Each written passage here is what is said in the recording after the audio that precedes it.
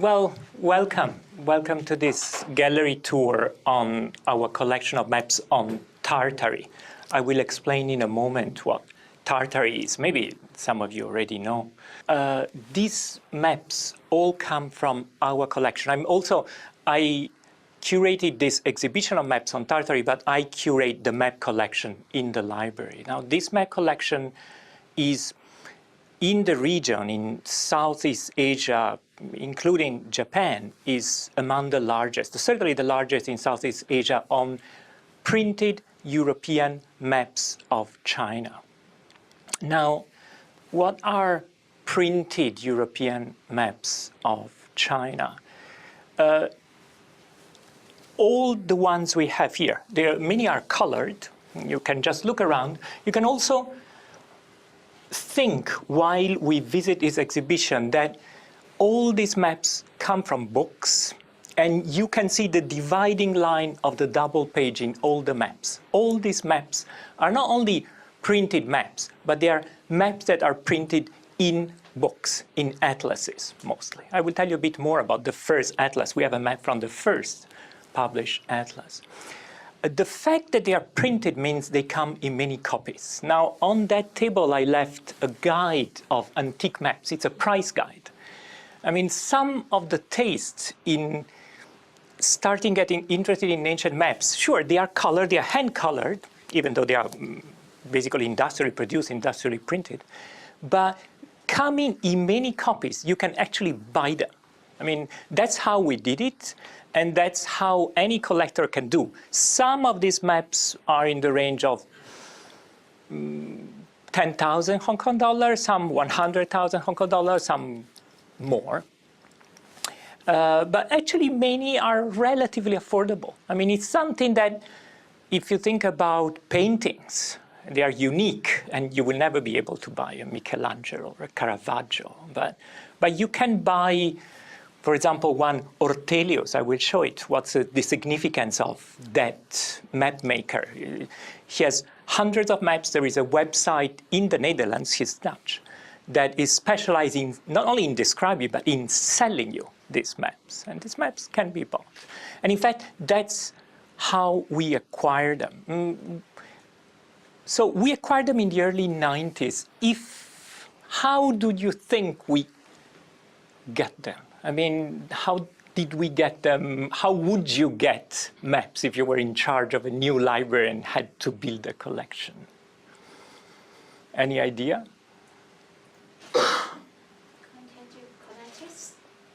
Collectors?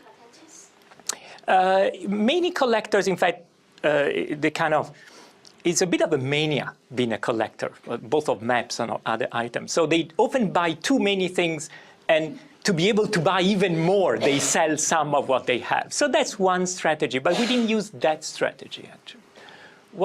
How else do you think you could get them? The government, not the government. People donate? That would be great. I hope in the future, we'll be able to get them by donation, but we didn't get them by donation.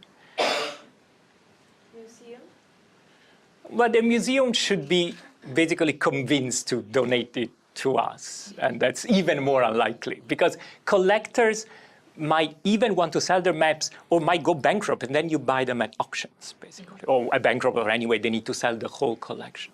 But we didn't go that way either. So how else? A lot of big collections in Europe, especially, have been built because they just inherited them. I mean, from the preceding institution across the centuries. But we basically built it in 3 years, in the 90s, in the mid-90s.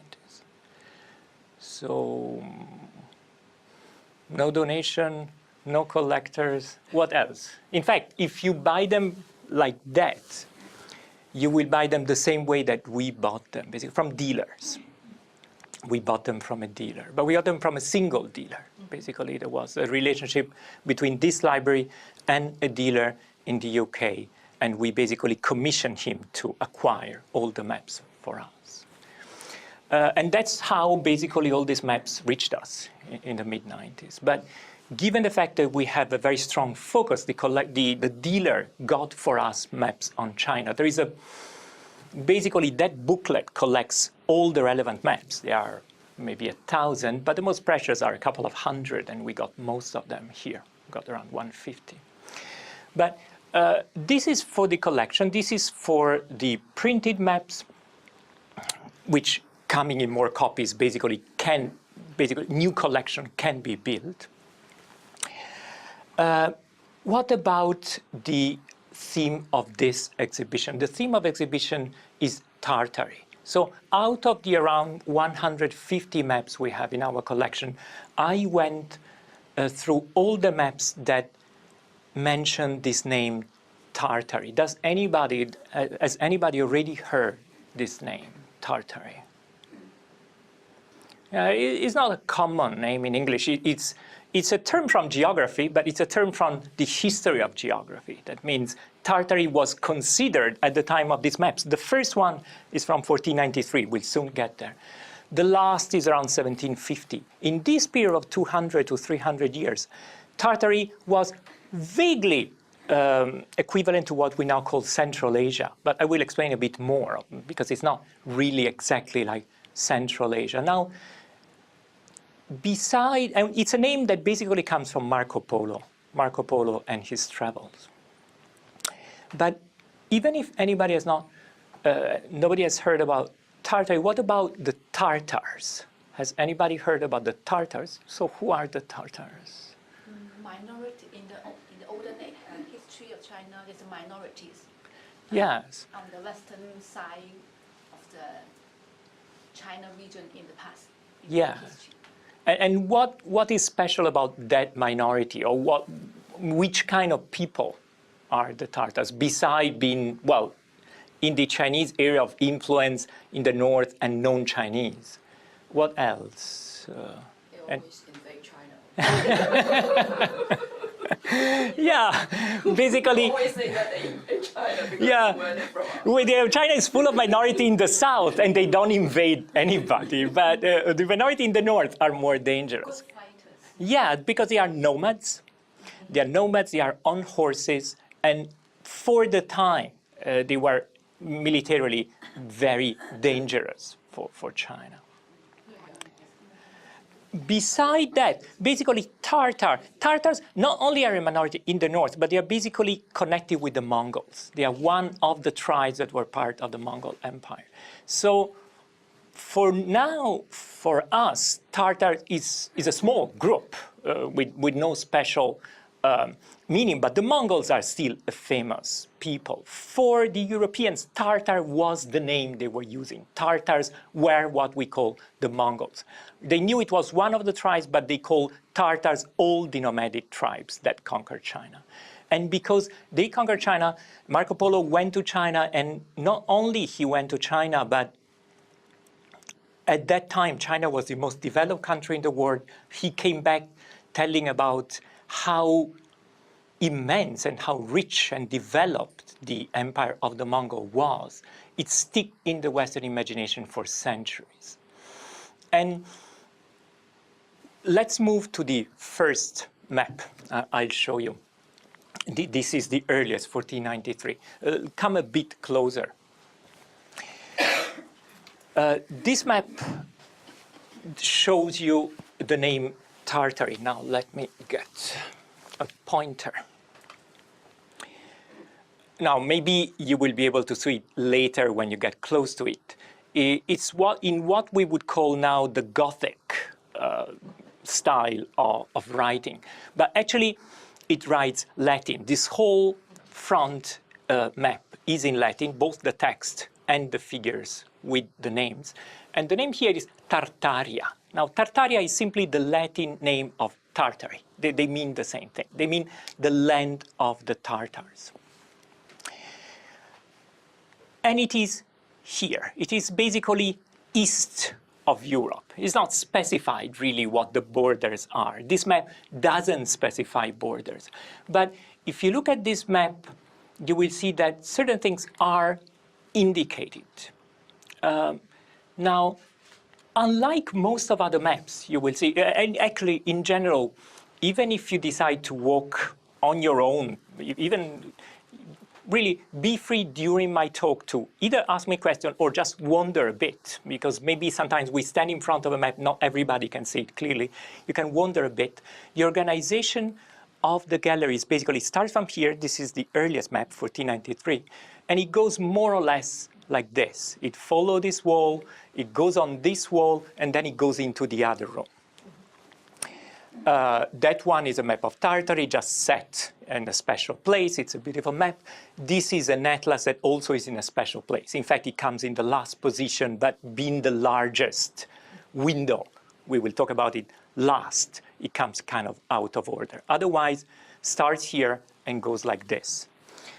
These three maps are kind of extra, Guangdong and Macau area, just for your entertainment, but not about Tartary. Now, this map, unlike the others, is not specifically a map of Asia. This is a map of the world. This is a map of the world as it was understood in 1493. So 1493, does anybody, what is close to the year 1493? What happens just 1 year before? Anybody? Some kind of geography, history, geography, yeah. The conquest of Southward North America. Yes. So if they were updated, they would have put America there, but they were not. In 1493, this was already basically the first comprehensive illustrated book about history of the world with one world geography map. And for them, until that time, the world means these three continents: Europe, Africa, and Asia. This is how they see it. Obviously, the shape of Europe is kind of elementary but recognizable. The shape of the other two continents is very, very unrecognizable by our modern standards. But they are color-coded. All these things were printed. They were printed in black and white. They didn't have the technology of color printing. And soon they had it, but it was too expensive. So all these maps were hand-colored. The coloring tells you that basically this area in green is Europe, this yellowish brown is Africa, this pinkish part is Asia, with Tartaria here in the middle. It also tells you that at the time, they really had a very elementary understanding of the Indian Ocean. This is supposed to be Sri Lanka, this gigantic island, completely out of size. You can see it in other ancient maps. Sri Lanka is always gigantic. This is Malacca, and it's kind of understandable. Southeast Asia here.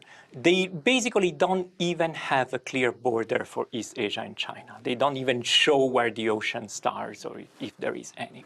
The Indian Ocean is represented as a lake. It's closed.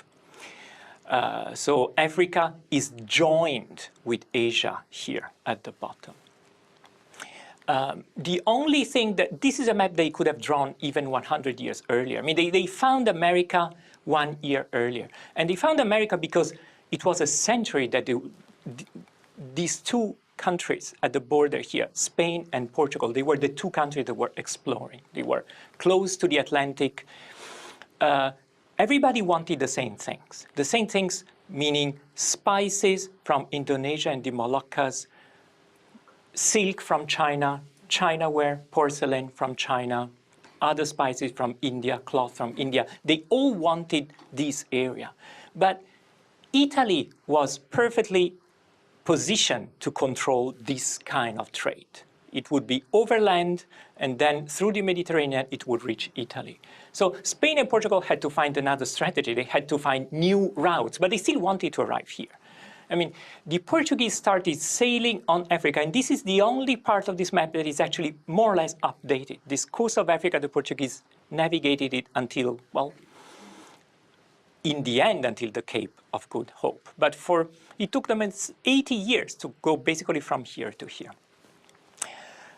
The Spaniard with Columbus, they sailed this way because they knew that the earth was round and they would arrive in China. That was the idea. That was why Columbus called America the Indies. If you read the first accounts, he thinks he arrived here. He doesn't know that there is America in the middle. But not only this is a map of the world, sure, a kind of old, outdated map of the world, even for 1493, but if you have this concept of 3 continents, it allows you for a lot of symmetry. 3 is a kind of magic number in many ways. I mean, it always allows you to have very symmetrical arrangements. 3 are the 3 sons of Noah from the Bible, and they are shown here. Japheth, Sem, and Ham. They are correlated with the continents. Japheth with Europe, Sem with Asia, Ham with Africa. For them, it all made sense. When you start adding America, you even need to change basically worldview. You need to stop thinking about the Bible and how Noah's basically was at the origin of everything. Having these 3 positions always also allow them, again, based on religion, to put Jerusalem basically at the center. Jerusalem at the center of the map, because for people that were influenced by the Bible, this is the origin for them of history. This map, well, what else do you see in this map that is kind of noticeable? What do you think is, what wouldn't, I mean, that map, for example, is, I will show you in a while, but it's a kind of blend map with information. This one has a lot of extra items. What do you think these extra items are? What do they look like? These are the 3 sons of Noah. Now, you know, they also have their names. Japheth, Sem, and Ham are written here. Recognizable. What about these heads? They're only heads. Like the soldier silk. Soldiers? The silk. Silk. No, they are not soldiers, no silk. If you look at the, it's a bit like, I mean, many of these maps are like multimedia. They're a bit like comics even. I mean, they represent action. So these people are shown as a, Wind. yes, wind. These were called headwinds because they're heads and they symbolize the winds. Each wind, each head has a name that correlates to the wind. Wind from the south, from southeast, southwest, and so on. They give you the directions. In many maps of this time, it comes from Roman art, the fact that they use these kind of angel-like figures, these children, to symbolize many things. There is another map I'll show you that has the same later, same feature. So these are the winds. What about these things? Well, any idea? They're very strange.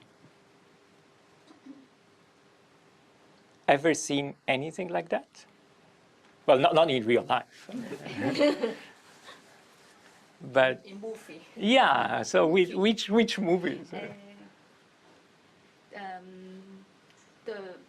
The lost of the wings. 四之女魔衣櫥 Nadia. The Nadia film series. The first. Oh, Narnia. Yeah. In Narnia, they have this kind of monster. I mean, whether you call them monsters, in medieval times, this is basically just at the, when we talk about Middle Ages, we just stop here. Discovery of America is this year, 1492. This concept, these images, these beliefs were very common in the Middle Ages. They called them basically the savage people.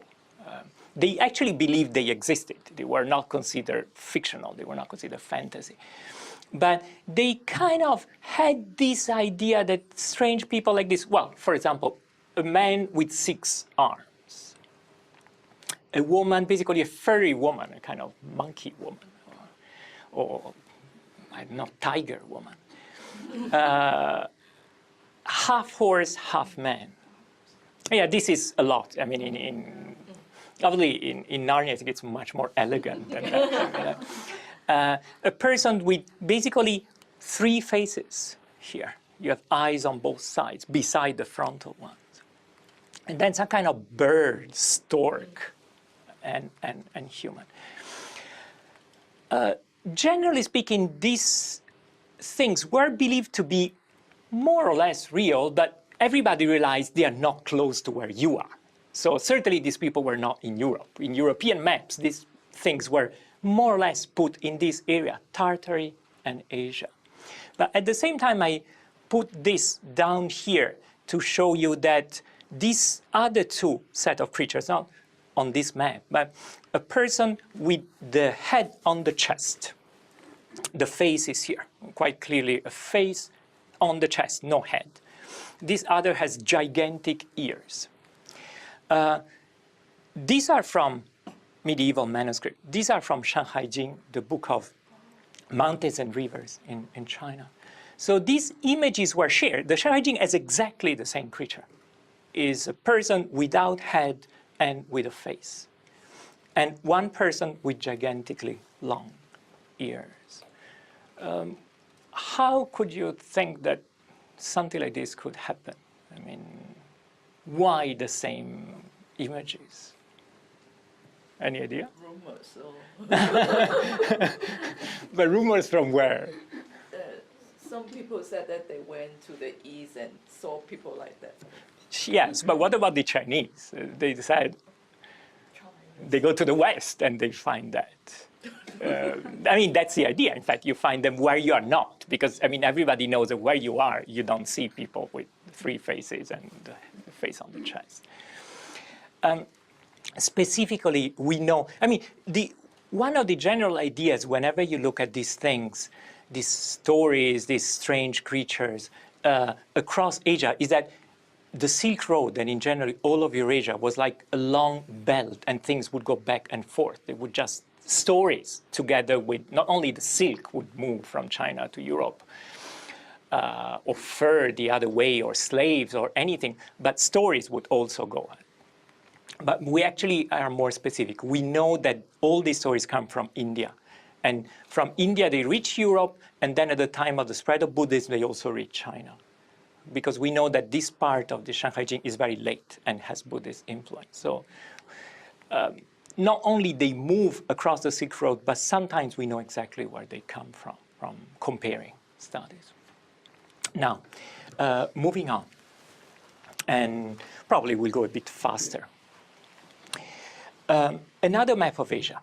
This is, again, not recognizable. This is not all of Asia. What it says here is in Latin. Tabula means map.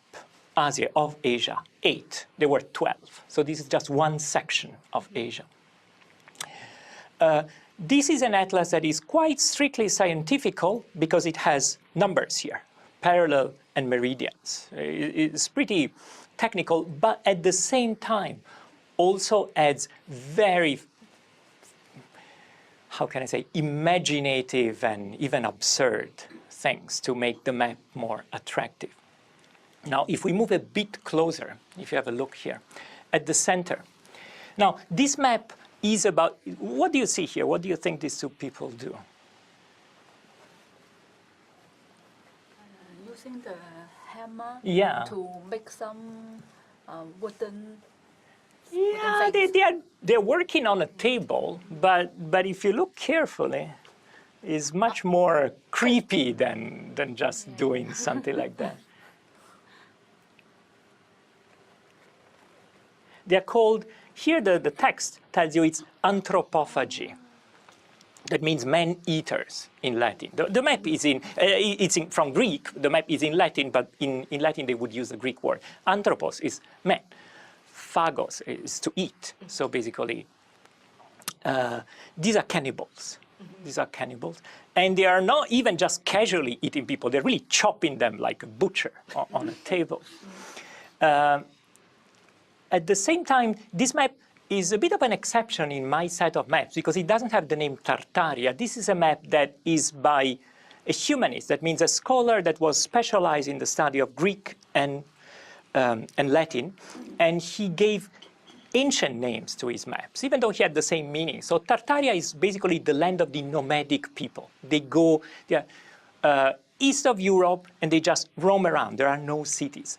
In the ancient time, the same people that were nomadic people were called Scythia. Here, Scythia is the equivalent of Tartary. The Scythians were a tribe north of the Greek, and they would be nomadic. So when they say Scythia here, what they mean is Tartary.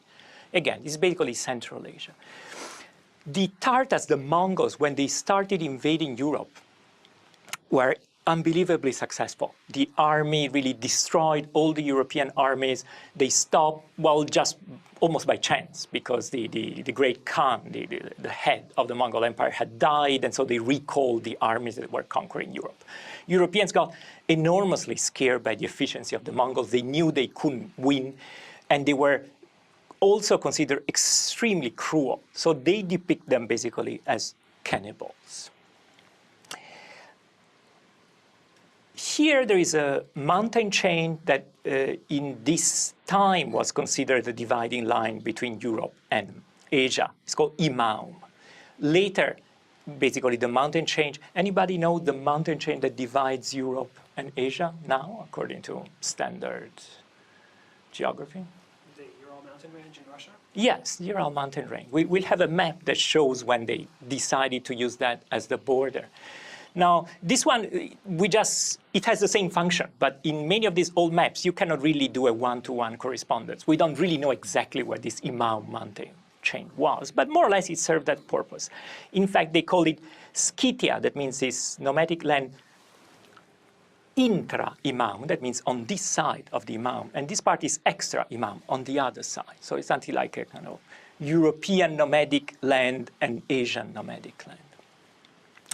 And here, basically, our friends from here, people with their face on the chest.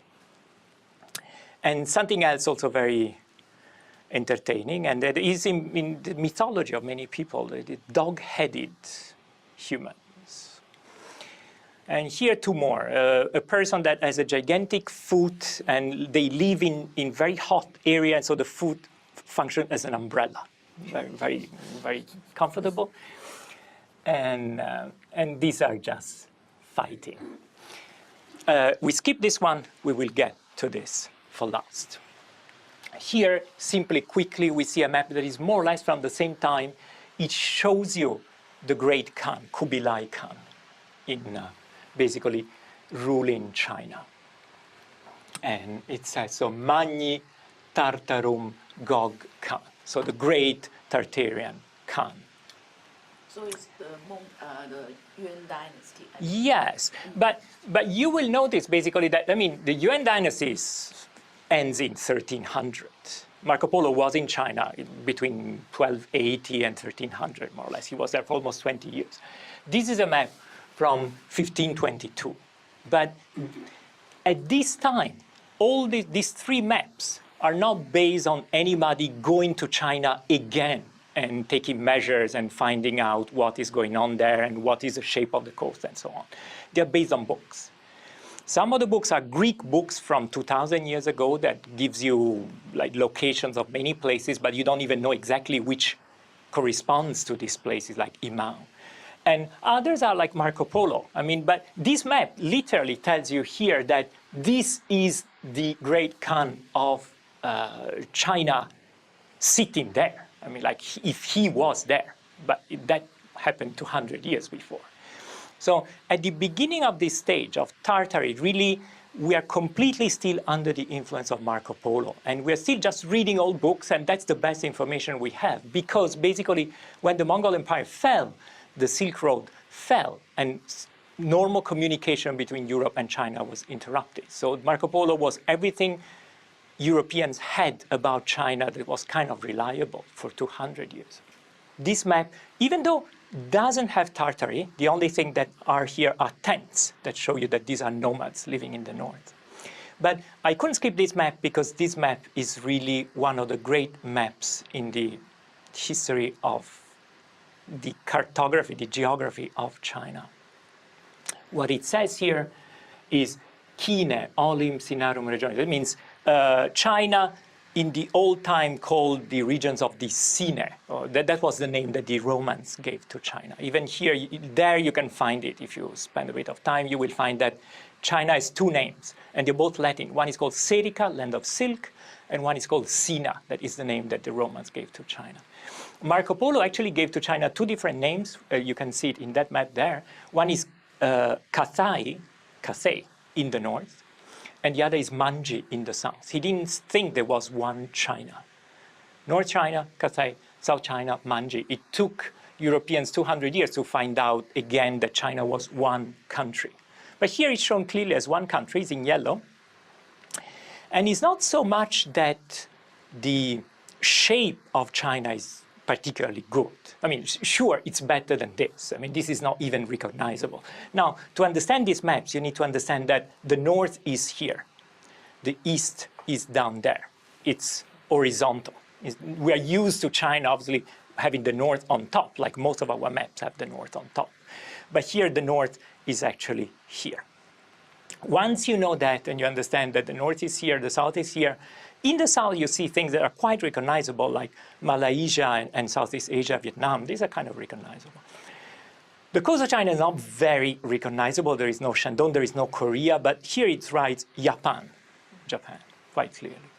And what is more important is not really the shape, more or less the surface is okay, it is more or less the same size, but the names. Now this small chart for Chinese readers give you the equivalence, but if we move a bit closer here, we see that basically, while before we have Cathay and Manji, they are names that don't tell anything to a Chinese speaker. These names are names used by Europeans and maybe by Arabs about China, but not recognizable by Chinese.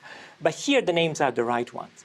So if you get a bit closer, there is every traveler to China at the time, this is a map from 1580, came from Portugal. They controlled, they had the monopoly of the trade with China. So these names are written the way Portuguese would write them.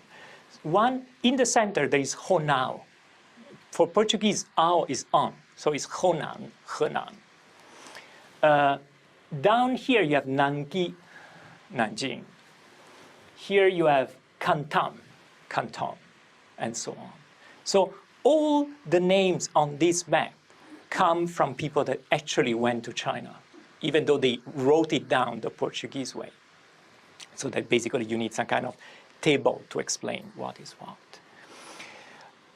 Now, moving to another map, and something you can see on this map and on many other maps of China. What do you think as these things here?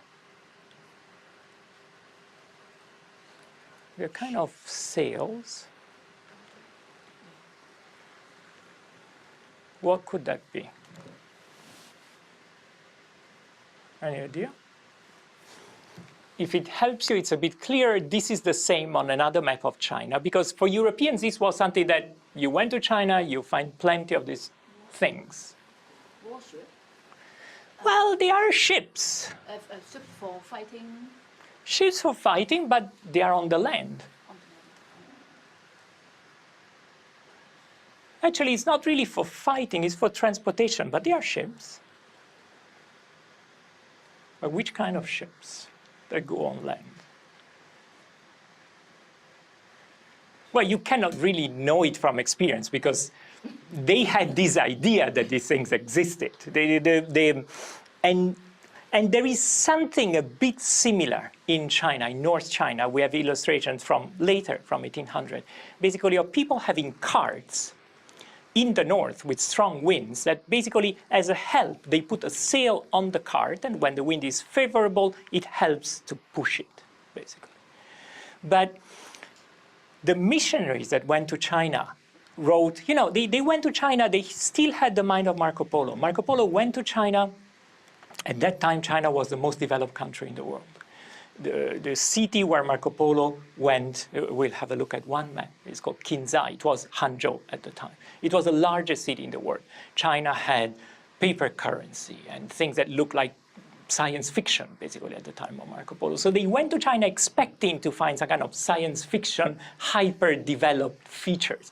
One of them was this sailing cart. So basically, it's a ship on wheels with sails. And they even recreated one, because this is an illustration of what they did in the Netherlands. The Netherlands is very flat, completely flat, strong wind. Even now they use a lot of wind power. And so they created, and they just used it on the beaches in the Netherlands, thinking they were doing something very Chinese, basically, and recreated this kind of sail races on land. And you see this map, this feature here, you see it here, And you see it here. That means the maps of China from 1550 to 1650 for 100 years, then people just, like fashions, these things get out of fashion, all consider one of the main features of China the fact that you get these sail ships, basically. Just like one, in the early 1900s, people went to New York and said there are skyscrapers, and they were not everywhere. Elsewhere, you didn't get them. So this is what you see in this map. So, and these maps basically give you information that is partly just on a more accurate, how can I say, representation of the land, but it's also information about the culture and even about what is going on. So if you come a bit closer to this map, this is a map of China by a Dutch 1606, and there is a crucifixion going on. Basically here, connected with Japan. Anybody knows why?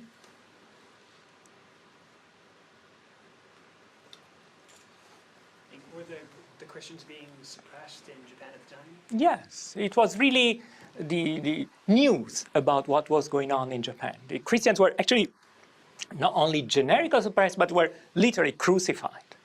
Also a kind of mockery about their own religion, but it was a punishment for thousands of Catholic Japanese, because they were the Portuguese, especially under the Jesuit missionary order, went to Japan. They converted a large amount of the population, and the rulers of Japan, especially Japan, basically reunified under the shogun at that time, thought it was a threat, thought that probably the Jesuit would use the convert to Catholicism to be some kind of fifth column, basically to help overturn the government of Japan and transform it into a Portuguese colony, which was part of what actually the Jesuits were thinking about. But they didn't take any risk. So they crucified on the beach tens of thousands, actually, of Catholics. And there is a kind of ambiguous feeling here showing this on a Dutch map, because I didn't tell you much about who did these maps. I mean, in the beginning, these 1, 2, and 3, they are German. They're all from Germany. It was at the beginning, it was a big center. They invented the print in Germany, the printing press. Later, most of our maps come from the Netherlands. The Netherlands was the biggest center of producing maps for almost 200 years. And not only they made more and cheaper, but they were also more beautiful. I'll show you this one is a typical example of a beautiful Dutch map. But one other thing that the Dutch had compared to Portugal, for example, this map is printed in the Netherlands with Portuguese sources. We see it from the language. But the Dutch at the time were fighting an independence war against Catholic Spain because they were Protestants.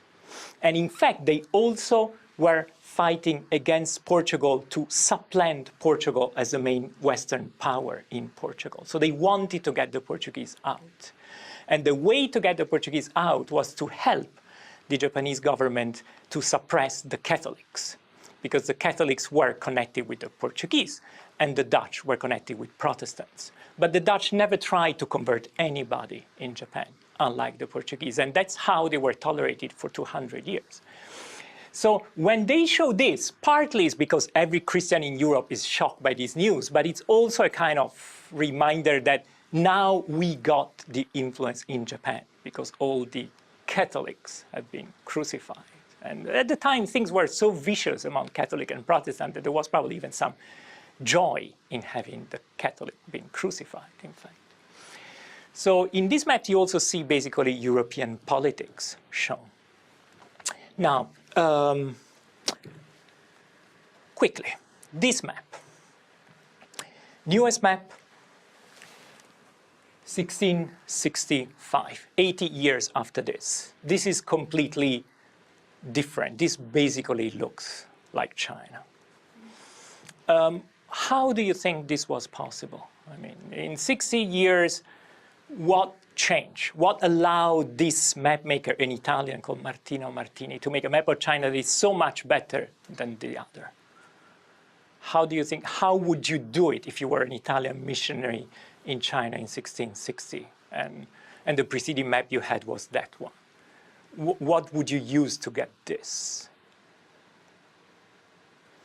In the end, maps are always about sources, so you need to find some source of information. Yeah. It looks like their latitude and longitude are much better marked, so some kind of measuring device. I think the chronometer came later, though. It is, from this point of view, is mainly a matter of clarity of showing. Because the technology for measuring latitude and longitude didn't have a big development in the meanwhile in these 80 years. So it's not really about better technology. But you mentioned measurement. Sure, he could have done measurement, but he did not, actually. He didn't have the time. 1660, basically, China just came out of the conquest by the Manchu, and there was mess in China. You couldn't really do much. So how else? How else? If you don't measure and you don't have a better technology, how else do you get a better map? Maybe they know some Chinese people. Yes. Who can give them the information. Yes.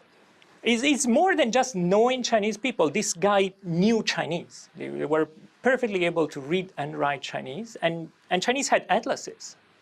So they basically copied this map from an atlas. It's not just completely a copy, meaning there are, for example, Chinese maps use grids, but didn't use longitude and latitude.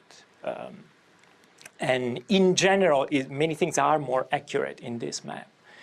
Because anyway, the coast was known pretty well from the Portuguese and the Dutch. They had independent sources of information. But for most of this map, they really got a good Ming Dynasty atlas and supplied all the difference between this and this, most of the difference. And this is the big thing. I mean, here we have basically Portuguese that hear Chinese and are able to reproduce it. But here we have somebody that actually is able to read and write and speak Chinese because they were preaching at the court. Now, let me just quickly tell you something about, here you see the map is simple, but the images are, well, what is the feature of this, all these maps? That means there is a lot of illustration. They give images of what they think are typical Chinese people. The title of the map is Empire of the Chinese, and it basically shows two couples of Chinese and two Chinese children as they imagine them, in a peculiar way. This is even more extreme. This is a typical example of what made Dutch map makers the most successful at their time. It's a mixture of decoration and precision. So in the center, we have a map of Asia. Now, certain things are accurate to a point. You will basically see that, again, talking about sources, this part of China is identical from this. Basically, they take the information from this map and they put it here. That was the best source for China at the time. Obviously, they didn't have a general map of Asia. They basically needed to get maps of different countries and plug them in together, like a puzzle. Southeast Asia, Indonesia, is very accurate. The Dutch controlled that area. They knew it extremely well. But the other thing that are interested in this map is cities at the top and people in costumes at the sides. The cities are all, if you get closer, even after I talk, if you want to have a look, they are all important cities. There is Macau on this side.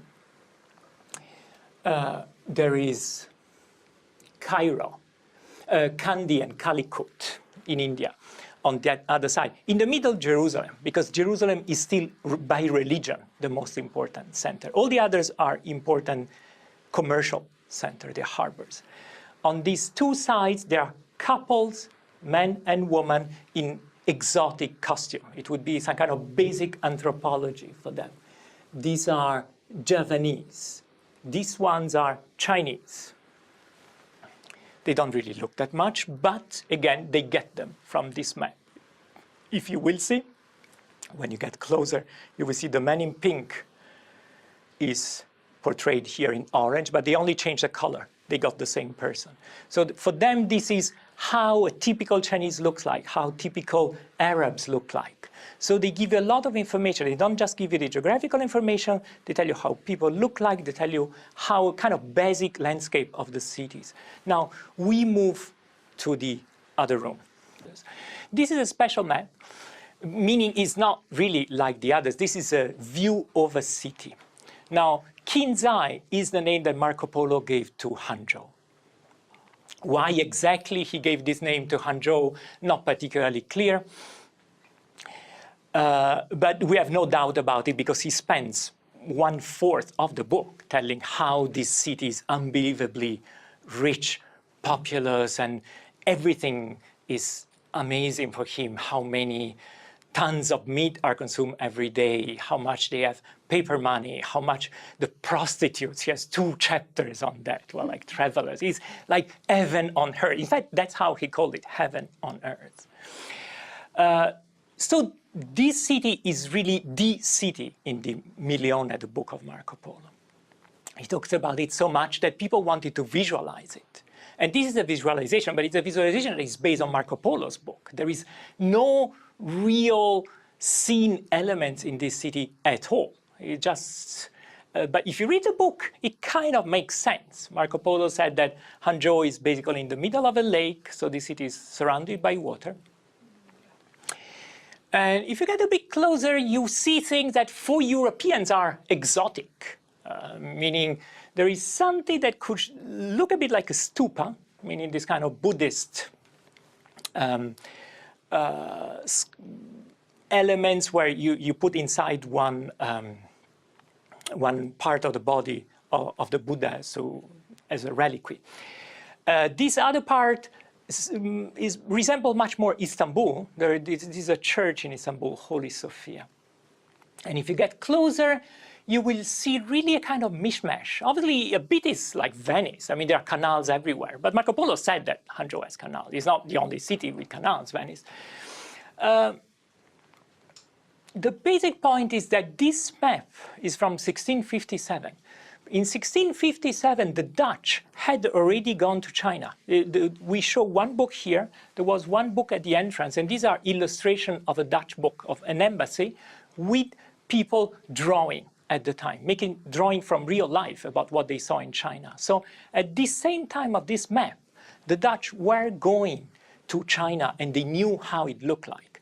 But they still preferred to show something like this as a kind of beautiful fantasy of what a gigantic city from a very famous book. Everybody knew these things from the books in the end. It really was more a book illustration than a city map. If anybody knows something about Ming Dynasty history, Shuntian, X often stands for Shi in this map. So this is Shuntian. Shuntian was the name of the prefecture of Beijing in Ming Dynasty time.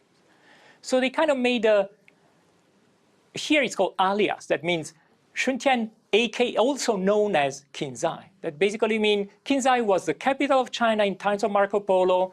In our time, Shuntian is the name of the capital of China, at least the prefecture is there. So it must be all the same thing. It's like a big combination of information. And if you take the layers out, then you basically understand how it works. Now, let me move to, we look at 3 more maps. This is a map of Russia. They call it in Latin. Basically, you will have seen all these maps are in Latin. There are a few, there are 1 or 2 are in English, 1 or 2 are in Italian. Latin was the language of the time, not only of learned people, but actually the language you could use to sell something across Europe. If you print something in German, then you sell it in Germany, but nobody else reads German at the time.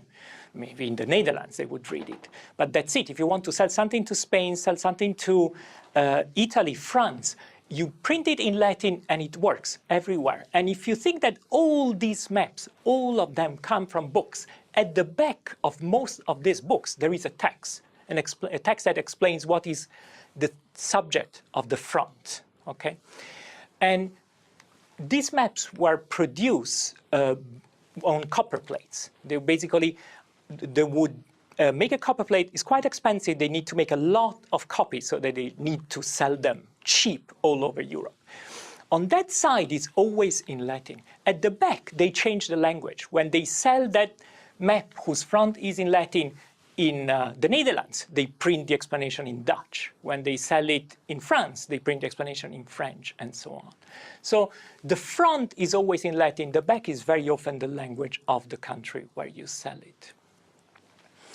because it's expensive to make copper plates. It's not only expensive to produce single maps, but once you make a copper plate, you use it as long as you can. Often use it for 60, 70 years. You go on saying the newest map, but in reality it's a map that you engraved on copper. You basically made on copper 50, 60 years before.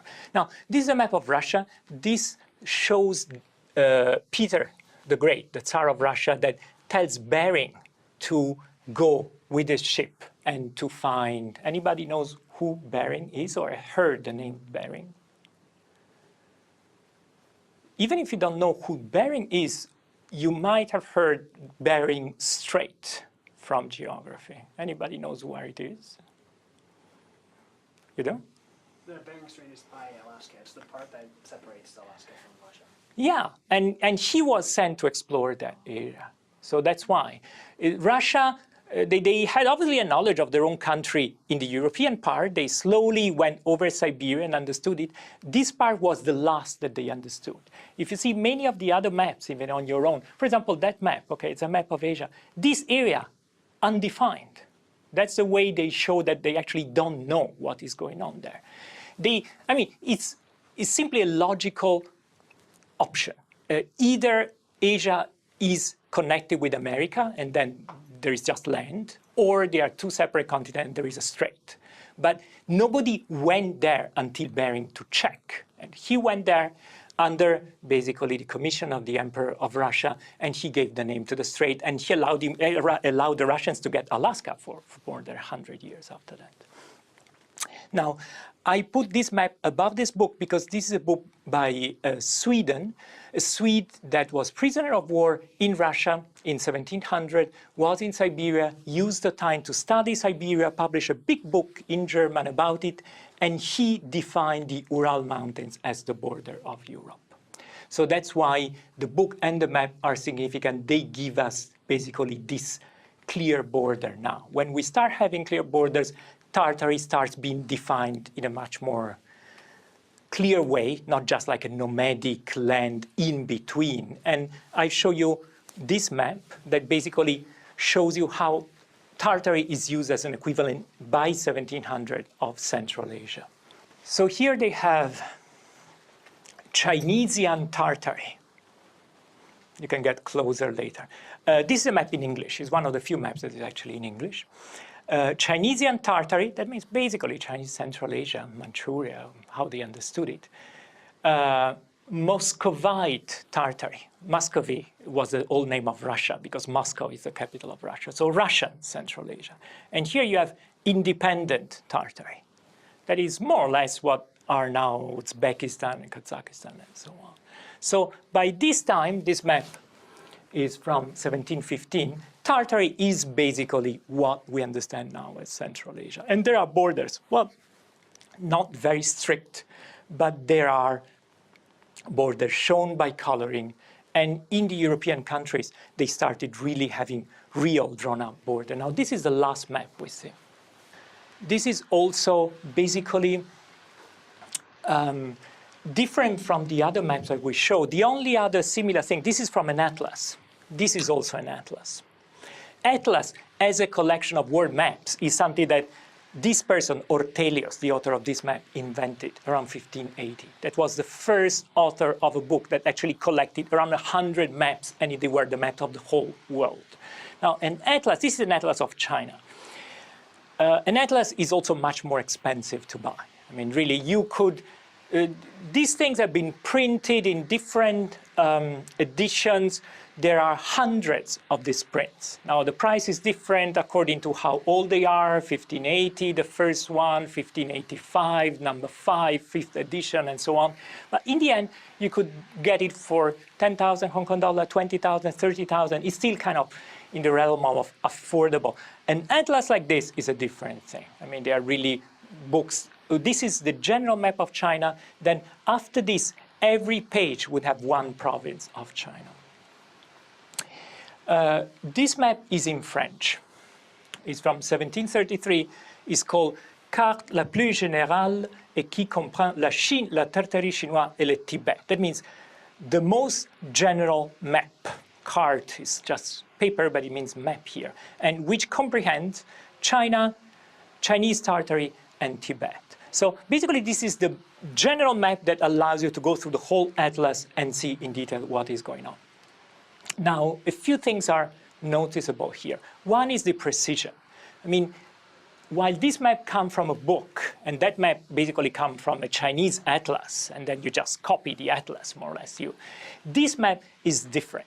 This map comes, the story is told here. So this is Emperor Kangxi, and he gives commission to these two men dressed in black, which are Jesuit missionaries, to go around the country and do measures. Well, it's not only the two of them, but it's significant that they are Jesuit and French, because by 1730, the French are the leaders in cartography. They develop a method called triangulation, by which they actually physically measure the whole country by first measuring one side, generally with a chain or a rope, and then by means of angles and building triangles across the whole country, they split basically France into hundreds of these triangles, and they physically measure the whole country. It took them around 80 years to measure France that way. They started in late 1600, they finished basically at the beginning of the French Revolution, 100 years. They have the technology, they are put in charge as technical experts of teams of Chinese that basically apply the technology, collaborate with them, officials, people that take measures, and they manage basically to take extremely accurate measure of the coast of China. Now, if you superimpose this map with a Google map now that comes basically from really the satellites, you will see the match is like 99%. The coast is enormously accurate. And this comes from the fact that these measures were really taken. In the interior is a bit different. And it took them almost 100 years to measure France. This thing took 10, 15 years for the whole of China. It's more than 10 times the surface. So obviously they couldn't measure China the same way, especially Tibet or Central Asia. But at the same time, this is beside Korea that is a bit out of size. This part of China wouldn't be different in a modern map. So even though it's a map from 300 years ago, 1730, it's basically 300 years, is a modern map of China. And just to end about how this map basically came to France. I mean, this was published in France.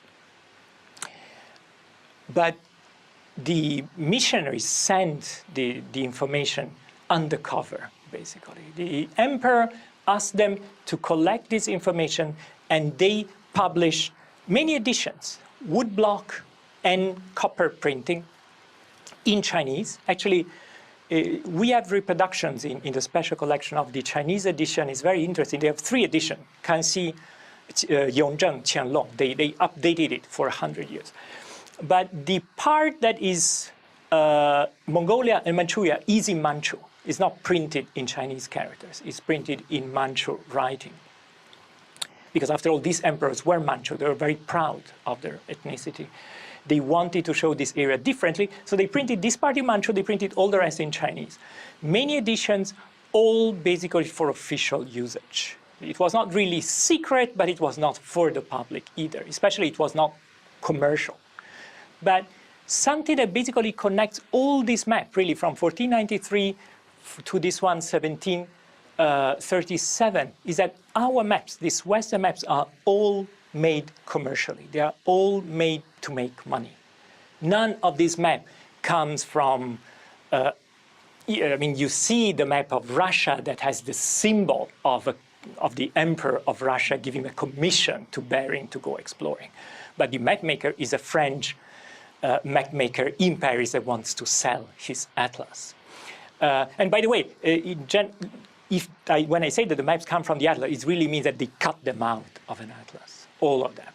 But they were meant to be. It's not really, obviously, if you do it now, you decrease enormously the value of an atlas. But in the old times, atlas were considered kind of collection of foldable maps.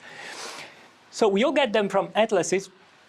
And these atlases or the single maps were just meant to be sold.